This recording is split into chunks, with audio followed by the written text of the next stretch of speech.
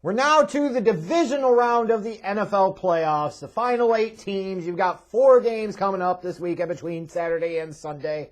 And gotta say, when you look at all 4 of these matchups, they are intriguing, they're all interesting.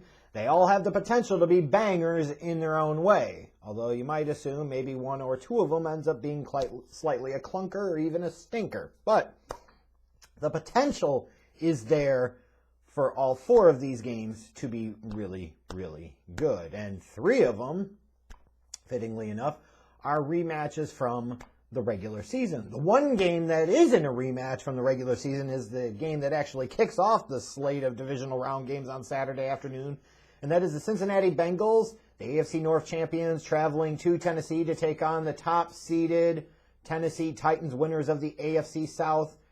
For the Bengals, you're coming in, you've got Joe Burrow, you've got the weapons on offense, you've got Jamar Chase just having an outstanding rookie season, making Bengals fans say, forget all we said about Penei Sewell, please.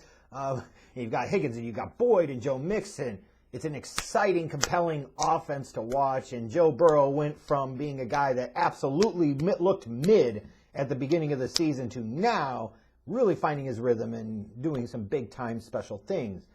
For the Tennessee Titans, now they got to host the Bengals, who are coming off of that playoff win in the wild card round against the Raiders. The Titans sit there. They've got the home field advantage throughout. Ultimately, the road to the Super Bowl in the AFC goes through them. Titans had big news coming in as Derrick Henry is active, and he is going to play from everything that I've seen, which is obviously a big addition and a big deal for this Titans team, which stands the reason why a lot of people are looking at this Titans team and saying they're the top seed. They didn't have Derrick Henry for many weeks of this season. Now they get the biggest key of their offense back. They're going to be a really hard team to beat, and that could certainly stand in true. These are 2 teams that are great against the run, so you've got that matchup. It's going to be Joe Mixon and Derrick Henry, who's going to be able to do more against the opposing team's defense. Then you look at the quarterback battle and you say Joe Burrow can do more things in the passing game with the weapons around him than a Ryan Tannehill can with the weapons around him. That said, I look at this matchup and I say, there are probably going to be some people that may even pick the Bengals here, because it could be a tricky thing for a team coming off of a bye to come into the divisional round and get their rhythm right away, and especially in a case like a Titans having to work a Derrick Henry back into the fold. But Derrick Henry is different, and in this situation, I would expect him to be different. The Titans are favored by 3.5, and I like them in this spot. Give me Tennessee minus the 3.5. And Bengals fans, if that hurts your feelings, then maybe you should think about it this way. Am I putting the Jeff Jinx on the Titans? Do you really want me to pick the Bengals? Do you wanna? Do you really want it? I didn't think so. The other game on Saturday is the night game, and that is the 49ers traveling to Green Bay to take on the Packers. The 49ers coming off of that upset road win in Dallas against the Cowboys. How about them Cowboys? Ah! They're going to be sitting at home watching the rest of the playoffs just like I am. Yeah!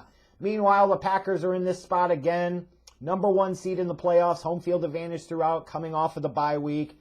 You look at them and you say, okay, is this the last dance? Is this the last great chance and opportunity for Aaron Rodgers to win a Super Bowl in Green Bay, for the Packers to win one, for Aaron Rodgers to potentially even win one?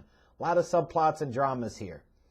And when you look at the history of these 2 teams this season, they played all the way back, if you remember, in Week 3. Green Bay won on a late Mason Crosby field goal. I think it was like 3 or 5 seconds left to go.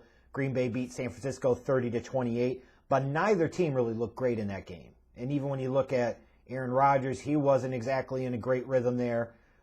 The Packers certainly have been in a great rhythm offensively, where they've scored 30 or more points in their last 6 games, although you wonder, what's this going to look like when you get to having a 2-week break?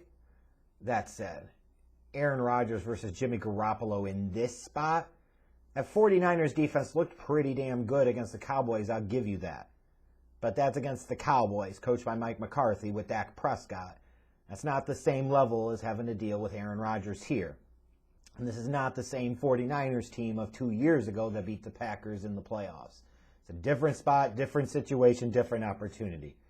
The Packers are favored by 5.5. That line feels a little scary, but I'm going to roll with it and say Green Bay minus the 5.5. And you switch over to the Sunday action, and you got a couple of fantastic games on the surface. You've got the team that went all in this year to try to win the Super Bowl in the Los Angeles Rams, taking on the defending Super Bowl champions, coached by Bruce Arians, Tom Brady, and the Tampa Bay Buccaneers. There's a rematch of the regular season where these two teams also played in Week 3. The Bucs won that one, the Rams beat the Bucs in that one. If you remember, 34-24. Stafford threw for 343 yards and 3 touchdowns, and Brady and that offense of the Bucs took a while to get going. The Rams come into this game having handled the Cardinals pretty easily on Monday night, which is a good, real solid win for them. Matthew Stafford's first playoff win. Meanwhile, the Bucs come in after playing last week and kind of cruising easily against the Philadelphia Eagles.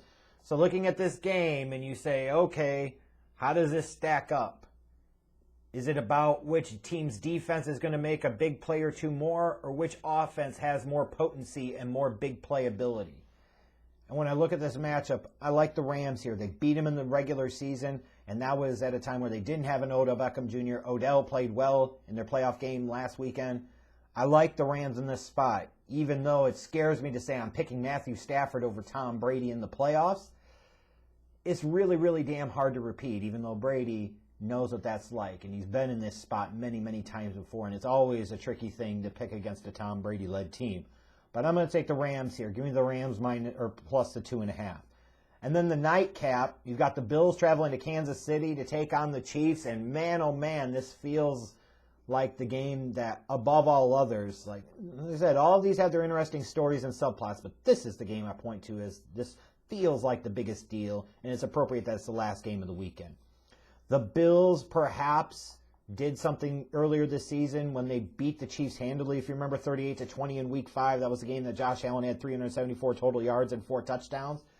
You know, there was kind of that mental block of these two teams played last year in the AFC Championship game, and the Chiefs handled business. Now come back in the regular season, the Bills get their revenge. Now the Bills know that they can beat this Chiefs team. The Bills know that it is possible. They have seen the path. They have seen the way. They have experienced it. They've done it once, and they've done it again.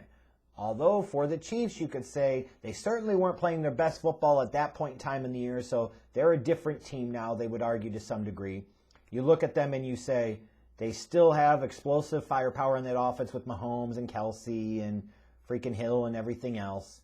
I think the one thing that I look at in this matchup is saying, will the Bills be able to run the ball enough outside of Josh Allen to limit some of the opportunities for the Chiefs offense? Or if you get into a pure shootout, can the Bills play that style of game and keep up with the Chiefs? I think this time is a little different. I think this time the Bills are a little bit better positioned. I think they are poised to strike here. And I like the Bills in an upset plus the 2 to beat the Kansas City Chiefs on Sunday night. I just feel like it might be the Bills' time. And I feel like you're looking at the Chiefs here as kind of this 4-year stretch of AFC Championship game appearance, Super Bowl championship, Super Bowl appearance. Now here, year 4 of that kind of Mahomes arc with Andy Reid. You might be looking at, hey, this might be the best of what they've got. Because they haven't looked like those Chiefs teams of the past 2 to 3 years. They're not quite at that level. They are certainly beatable here. And I think you can make an argument that in the playoffs, especially in any given Sunday, any given game spot, that any of these 3 teams left in the AFC outside of Kansas City could beat the Chiefs. But I think the team that is absolutely the best position in the playoffs to do so, because of their quarterback situation, because of their ability to put up big points in the passing game, it's the Buffalo Bills. So I like Buffalo in this one. Let me know who you guys got in this weekend's divisional round action. We'll find out soon enough, and then we'll get ready for conference championship weekend very soon.